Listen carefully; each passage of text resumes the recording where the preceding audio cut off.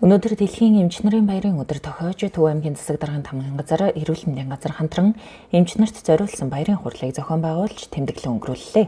Төв аймгийн хэмжээнд 1371 эмч эмнэлгийн мэрэгжилтэн эрүүл мэндийн салбарт ажиллаж байгаа бөгөөд үүнээс 17.2% буюу 237 их эмч ажилладаг байна.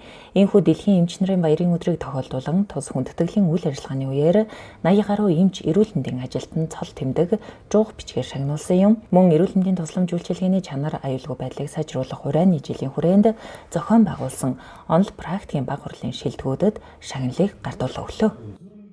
Баяраа өгтөж бид бол эмчнэрийнхээ хүрээнд онол практикийн баг хурлаа зохион байгууллаа. За сумынхаа төвшөнд мөн нийгцэн эмнэлгийн эмч нарын төвшөнд бол 2 шатлалын төвшөнд бол явууллаа. За мөн аваргуудаа тодруулчлаа. Мөн спортын арга хэмжээг бол бид ахмад залуу дунд үеийнхнийг хамруулан эмчнэрийнхээ дунд бол бас зохион байгуулж ирсэн уламжлалтай. Тэгэхээр энэ спортынхаа арга хэмжээг 2 төрлөөр зохион байгуулж мөн аваргуудаа тодрууллаа. Өнөөдөр манай аваргууд маань шагналаа авах гэж байна. За үүний зэрэгцээгээр бид мөн баярынхаа өмнө бол салбарынхаа удирдлагчны семинарыг бол шинэ арга барилаар 2 өдрийн туршид салбарын бас хуралдааныг зарлаж ингэж хурлаа хийлээ. Энэ нь бол бас энэ жил онцлог байсан. Ялангуяа бол Монгол улсын эрүүл мэндийн салбарын шинжилэл хийгдэж байгаа энэ шилжилтийн цаг үед энэ цаг үеуд тохиож байгаараас онцлог байлаа.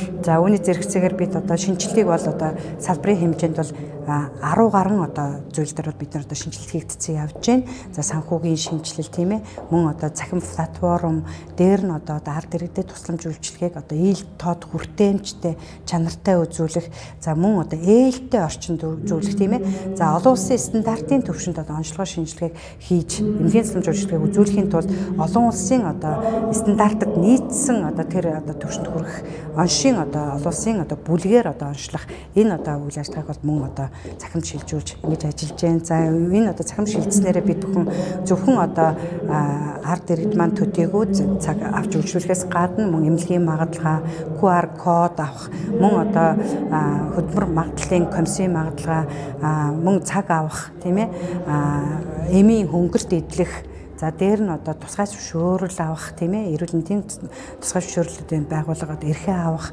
мөн магадлалын итгэмжлэг эрүүл мэндийн байгууллагууд маань авах, мөн цалингаа захимаар авах зэрэг цахим сүлжээнд бид бүгд бас нэгдэж явж байгаа ийм цаг үед болж байна. За үүнийхээ зэрэгцээр бид эмч нарынхаа мэдлэг чадрыг дээшлүүлэх хүрээнд бас сургалтуудыг бас амжилттай зохион байгууллаа.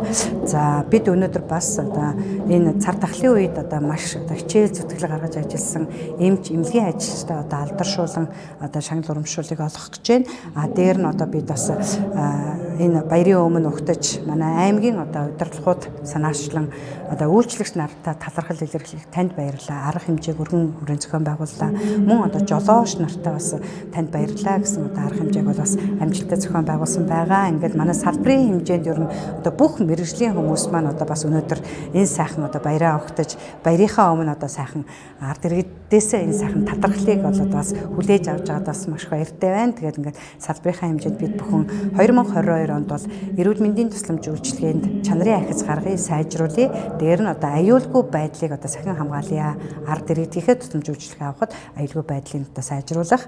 За хоёрдугаарт бол бид мөн тусламж үйлчилгээг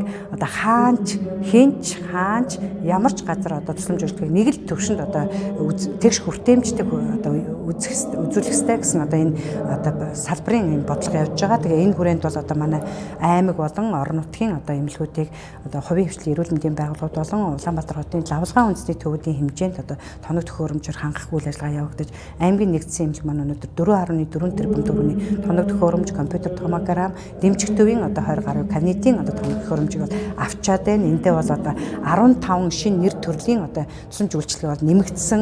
Энэ нь бол манай тусламж үйлчилгээ бол энд чанарын ахиц гарсан, дэвшил гарсан ийм жил байна. Тэгээд бид 5 сарын 1-нд улс орон даяар ард иргэдээ 100% урьдчилан сэргийлэх үзэл хамруулахаар зорж мөн бэлтгэл ажиллаа хангаж байна. Тэгэхээр энэ тусламж үйлчилгээ үзүүлэх бэлэн байдал хангагдаж аймгийн хэмжээнд эрүүл мэндийг дэмжих төвтэй болсон ийм сайхан үе бид энэ сайхан амжилтуудаараа баяраа өгтөж байна. За 2022 оныг бид эрүүл мэндийн салбарт иргэн бүрээ урьдчилан сэргийлэх үзлэг хамруулах энэ том ажлыг 5 сарын 1-ээс эхлүүлээд улс орон даяар эхлүүлж байгаа. За мөн түүнчлэн бид энэ 2022 он эрүүл мэндийн хүний нөөц чадхыг сайжруулах хүрээнд нийтдээ улс аймгийн орон нутгийн төсвийн 6.8 тэрбум төгрөгийн хөрөнгө оруулалт бүтээн байгуулалтын ажлуудыг хийн. За манай аймгийн нэгдсэн эмнэлэгт бол эмнэлгийн дэргэд 50 ортой төрх эмнэлэг шинээр одоо баригдахаар байгаа. Мөн түнчлэн 15 ортой эмнэлэг Эрдэнэ сум, за Баян цогцомд шинээр баригдаж ашиглалтанд орно. За намайг Лувсан Жамцын даваг дөрж гэдэг. За би 2013 он анагаах шинжилгээ ухааны үндэсний их сургууль элсээд 2019 онд төгсгөний хэмжээ мэрэгчлэрээ төгссөн баг. За тэгээд 2020 оны 4 сараас эхлээд Төв аймгийн 100 мод сумынхан баруун 100 мод төрхийн эрүүл мэндийн төвд ажиллаж эхэлсэн баг. Тэгэхээр яг энэ ажиллаж байх хугацаад бас яг одоо ковид цагт харлагын нийтийн хамтран аюулгүй хөдөлгөөний үед ажилласан. Ер нь яг ямар байсан бэ? Талаар хоёул иргэдэг. За яг хөө эхлэл үедээ бол хүн болгон одоо айж төгшөж сандарч исэн. За яг тэр үедээ бол бас яг адилхан л байр суурьтай байсан. Миний хувьд бол за сүүл рүүгээ тэгээд одоо 2-3 давлгааны араас яалтчгүй нэг одоо дасаж ирсэн. Тэгээ ажилдаа арай л одоо нэг чанарчж эхэлж байгаа юм л да. Залуу хүний хувьд эмч мэрэгчлийг яагаад сонгох болсон бэ? Ялангуяа эрэгтэй хүн. За тэгээд дээрээс нь эмч мэрэгчлийн хамгийн сайхныг нь юу гэж боддог юм бэ? За миний хувьд бол яг угаасаа бага насныхаа мөрөөдлөөр явж байгаа эмчийн мэрэгчлийг сонгосон.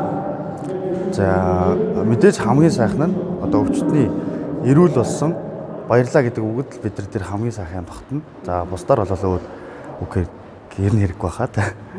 Дэлхийн эмч нарын өдрийг анх 1933 оны 3 дугаар сарын 30-ны өдөр Америкийн нэгдсэн улсад тэмдэглэж эхэлсэн төвхтэй Америкийн нэгдсэн улсын ерөнхийлөгч асан Жорж Буш 1990 оны энэ өдрийг үндэсний эмч нарын өдөр болгон тэмдэглэх болсноос хойш Дэлхийн эмч нарын холбооноос энэ баярыг жил бүр дэлхийд даяар албан ёсоор тэмдэглэх өдөр болгон зарласан төвхтэй.